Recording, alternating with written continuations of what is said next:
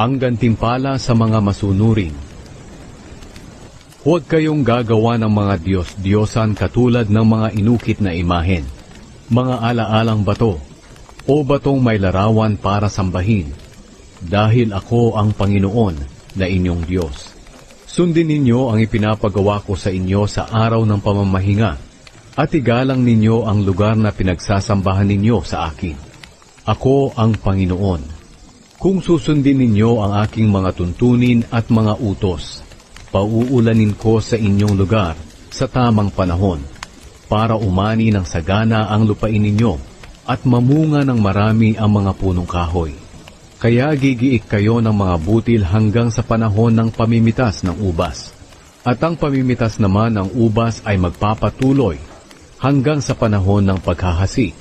Kaya magiging sagana kayo sa inyong pagkain at mamumuhay kayong payapa sa inyong lupain. Bibigyan ko ng kapayapaan ang inyong lupain, kaya makakatulog kayo ng walang kinatatakutan.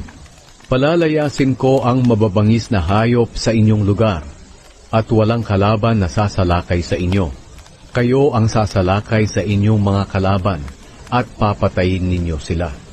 Tatalunin ng 5 sa inyo ang 100, at ang 100 sa inyo ay tatalo ng 10,000. Iingatan ko kayo at pararamihin para matupad ko ang aking pangako sa inyo. At dahil sa kasaganaan ng inyong ani, ang inyong kakainin ay mula pa sa dati ninyong inani, na hindi pa nauubos sa lalagyan, hanggang sa dumating ang bagong ani na papalit dito. Maninirahan akong kasama ninyo, at hindi ko kayo pababayaan. Ako'y magiging kasama ninyo, at patuloy akong magiging Diyos ninyo, at patuloy kayong magiging mga mamamayan ko.